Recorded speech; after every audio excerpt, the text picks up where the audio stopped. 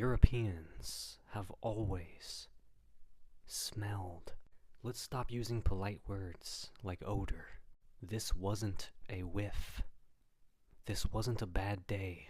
This was centuries of stewing stench trapped in wool, leather, linen, and flesh.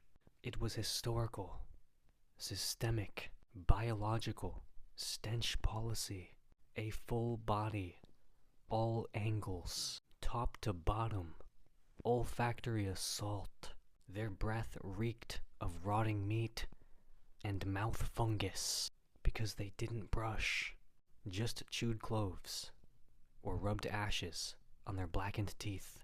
Their feet marinated in damp boots with no socks, no airing, no soap, just foot rot, raw heel flesh, and toe jam so thick it had texture. Their groins enclosed in 4 layers of wool and linen, piss-stained drawers, no bathing, and a cultural fear of touching their own genitals. Yeast, sweat, discharge, and fear, all mingling in a mildewed, sexually confused stew. Their beds were soaked in old urine. Their wigs were laced with lice, dandruff, and dried scalp pus. Their royal garments passed down, still stained, with sour crotch melt and unwashed armpit grease. They didn't change clothes. They Febrezed with flower water and prayed. They didn't wash hands. They wiped on curtains. They didn't wash hair.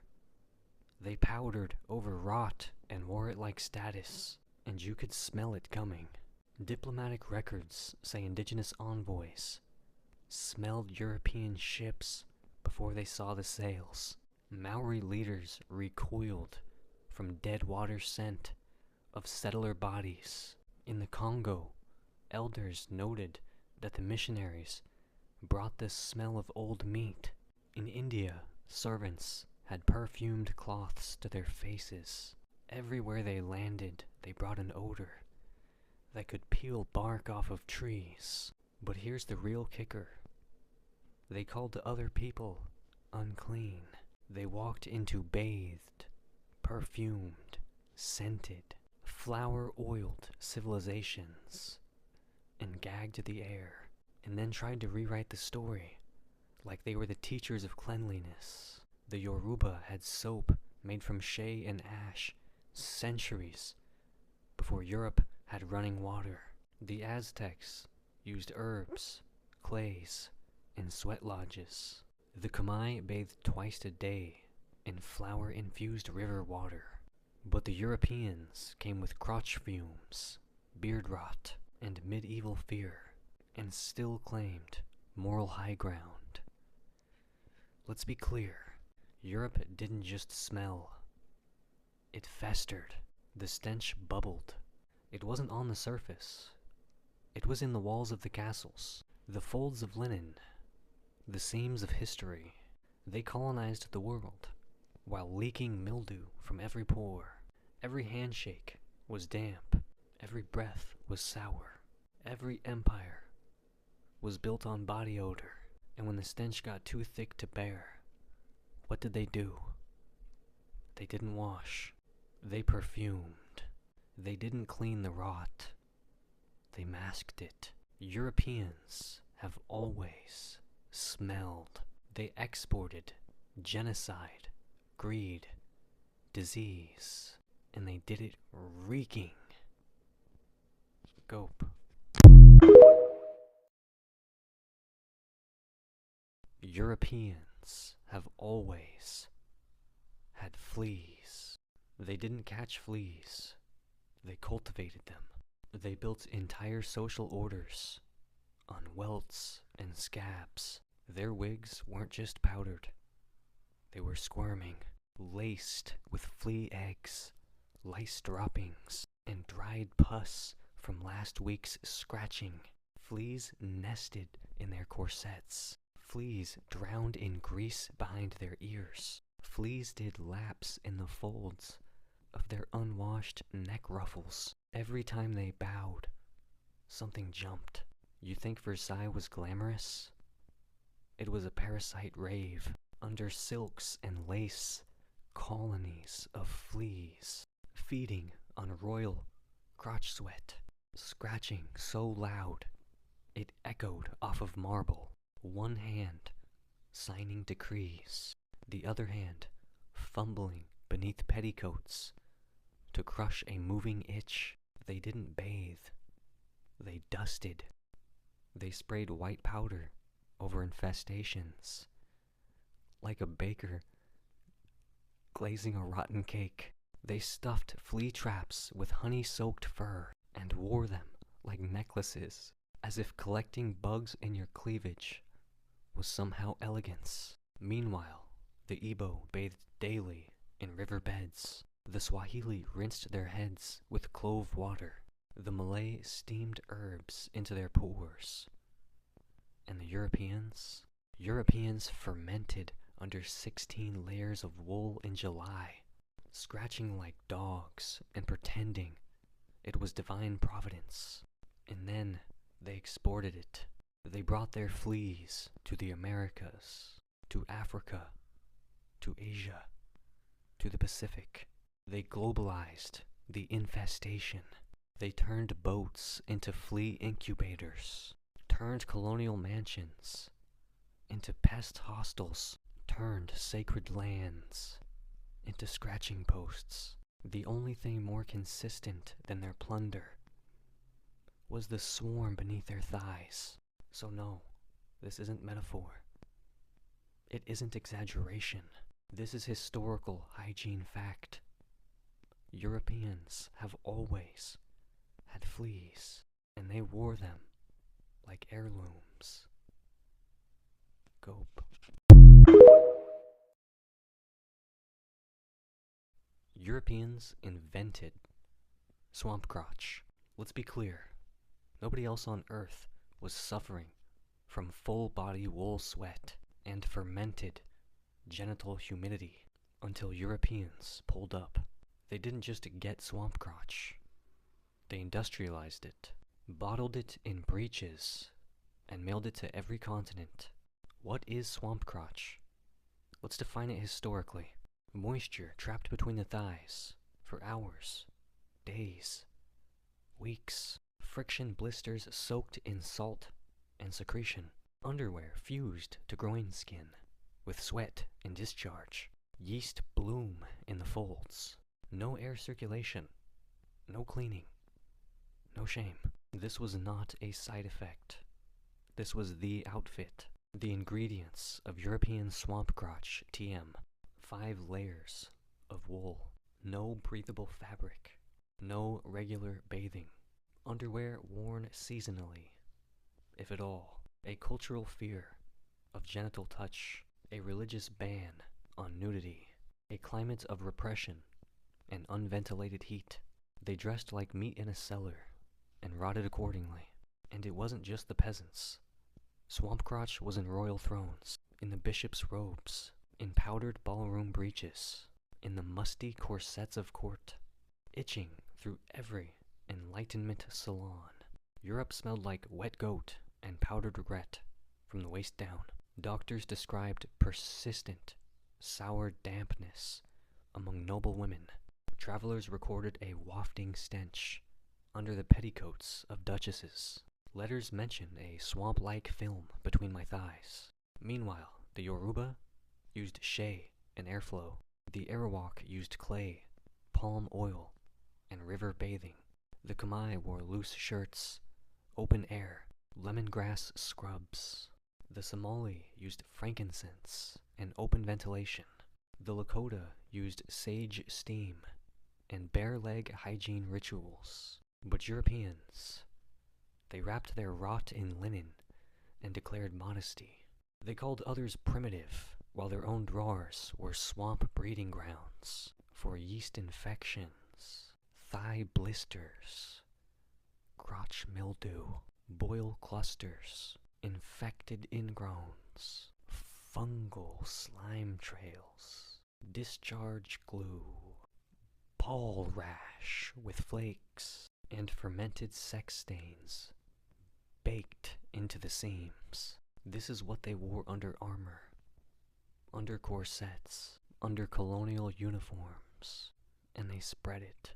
They brought swamp crotch to the Caribbean and blamed the humidity, brought it to India and blamed the spices, brought it to West Africa and blamed the heat, but the stench was their own. The moisture was from inside the trousers. Europeans invented swamp crotch. They shipped it globally. They exported it as culture, and they used perfume to drown the evidence. Cope.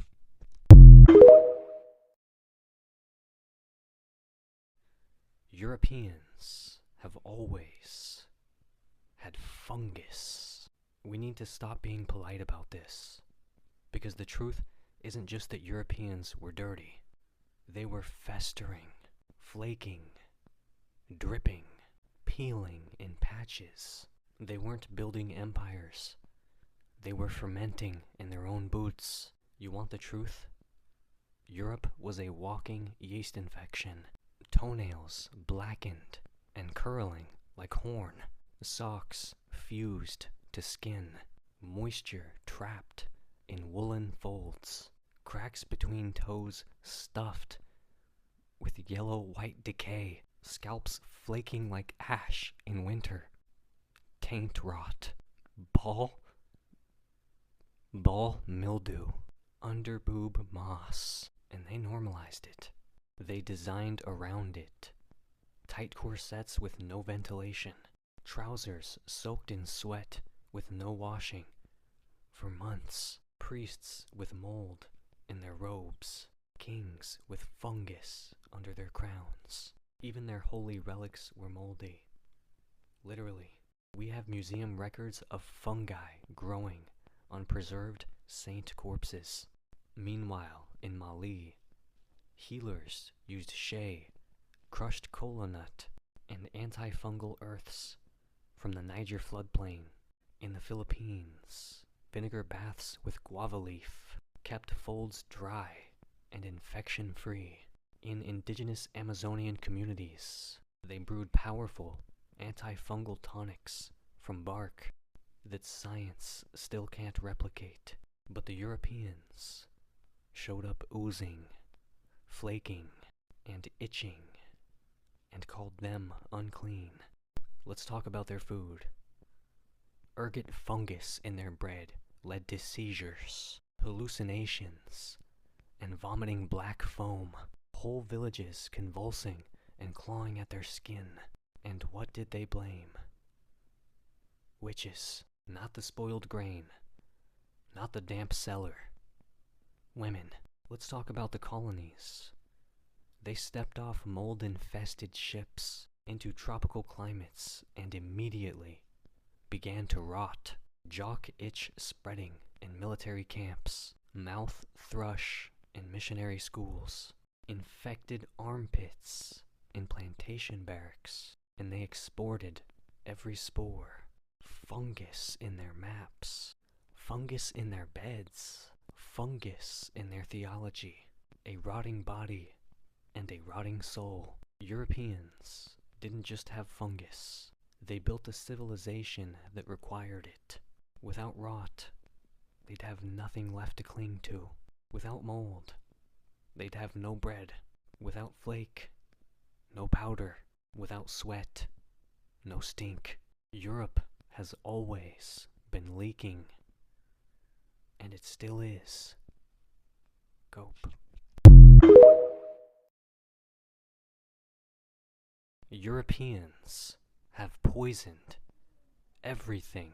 They came with mercury, lead, and biblical delusions. They came with crosses in one hand and smallpox in the other. They came with arsenic-laced wallpaper, DDT-laced crops, and the audacity to call it medicine.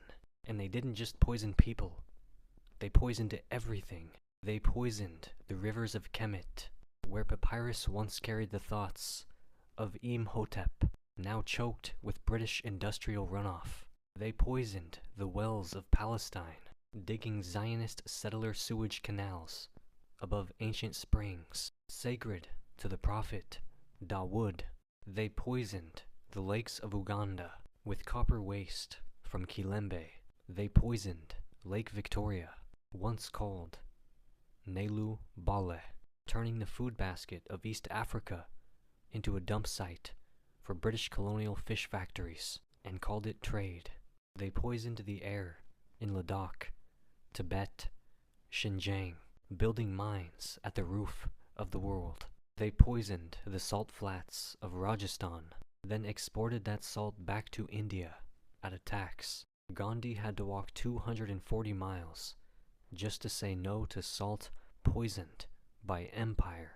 They poisoned the Niger Delta, not by accident, but through decades of shell oil extractions, British petroleum sabotage, and Dutch infrastructure designed to collapse. Ask the Ogoni people whose lungs and livelihoods have been sacrificed to oil flares that still burn at night like colonial campfires. They poisoned the rice paddies of Vietnam, sprayed Agent Orange over ancestors' graves. They poisoned the fields of Cambodia and Laos, dropping 2.5 million tons of bombs on people who never declared war. They poisoned the forest of Indonesia, who plant palm for white chocolate and Nutella. They poisoned the Maori with lead paint in schools built on sacred paw sites. They poisoned the Lakota, forcing canned rations of lard and sugar onto a people who once thrived off buffalo and corn. They poisoned the Yoruba, criminalizing the Agun of herbalists while selling Bayer pharmaceuticals from German trains. They poisoned Somalis by dumping radioactive Italian waste into the Gulf of Aden, then called the fishermen pirates when they resisted. They poisoned Tenochtitlan, a city of floating gardens, aqueducts, and clean canals, by draining its lakes, paving its temples, and defecating empire into the water that once fed millions. They poisoned time itself. They replaced the 260-day Solkeen calendar with the Gregorian system. They outlawed the Islamic lunar calendar in North Africa under French colonial rule. They outlawed the Igbo 4-day market week. They erased Hijri reckoning from the Indian Ocean trade routes. They poisoned medicine, burned Ifa pharmacopoeias, mocked Ayurvedic wisdom as superstition, stole Qing dynasty acupuncture scrolls, and sold it back as alternative therapy. They outlawed the Maori Tohunga, the sacred healers, and criminalized traditional birth practices in Papua New Guinea. They poisoned the food, turned ancestral yam fields in Ghana into Nestle plantations, flooded Mexico with high fructose corn syrup, outlawed indigenous maize strains, and made diabetes epidemic, taught the Hausa Fulani to fry food in imported palm oil, then sold the cancer drugs back, destroyed the millet-based diets of the Sahelian people, replacing it with baguettes and cola. They poisoned the gut biome of entire civilizations. They poisoned women, burned Amazigh midwives as witches in Algeria, sterilized Quechua women in Peru under U.S. aid programs, performed forced C-sections on black mothers in Mississippi while teaching white gynecology students on their opened bodies. They poisoned Islamic libraries in Zaragoza. They poisoned Swahili literature in Lamu. They poisoned Ashanti royal archives, looted from Kumasi, and kept it in British basements, still unrepatriated.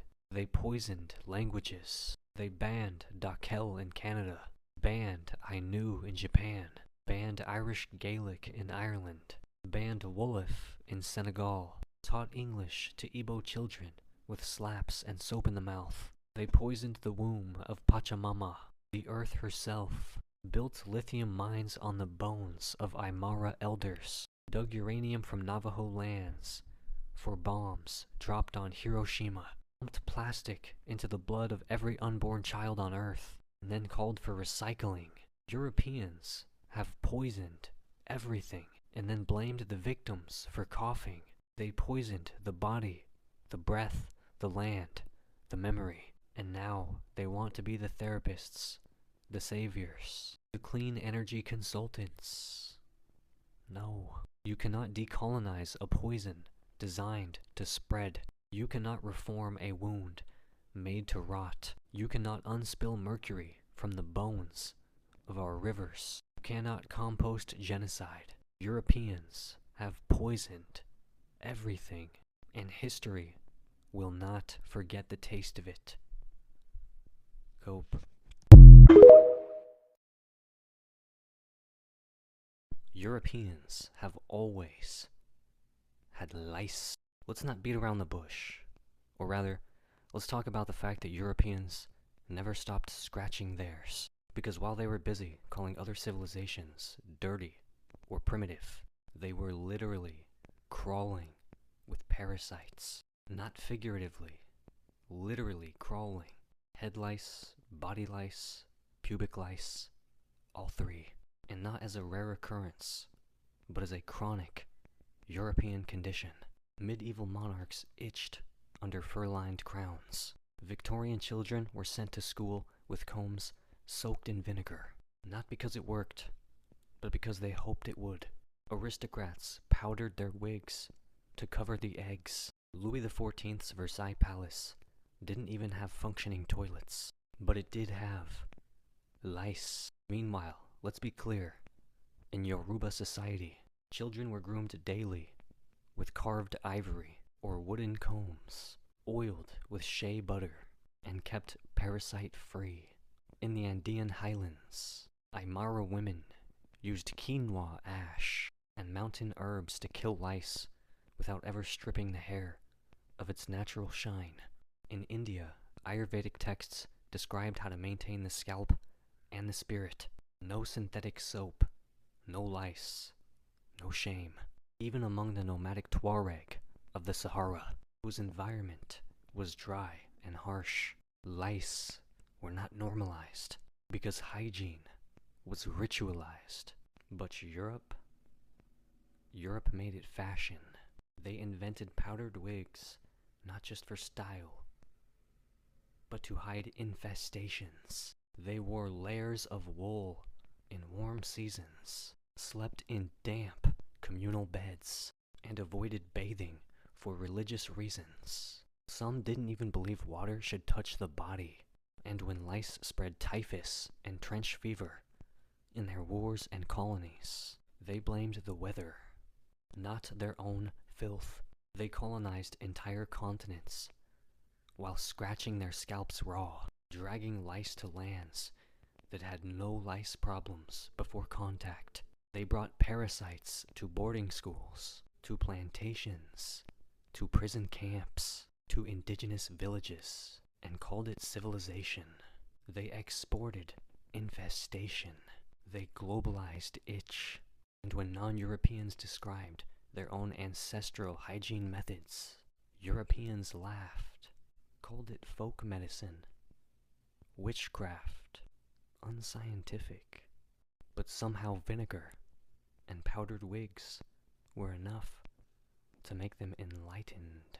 Europeans have always had lice, but worse, they've always had the audacity to act like they didn't. Cope.